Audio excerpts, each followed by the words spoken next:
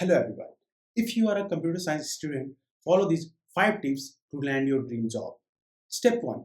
Pick a programming language and learn its basics, whether it's Python, Java or JavaScript. Step 2.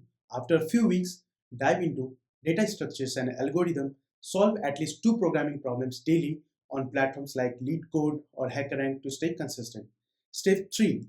Learn version control system like Git and push your programming solutions to GitHub. Step 4.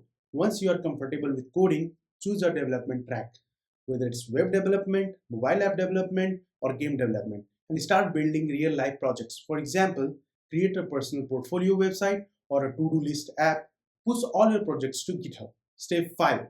Make a list of training fields like AIML, cybersecurity, or DevOps, and learn the basics of one that excites you.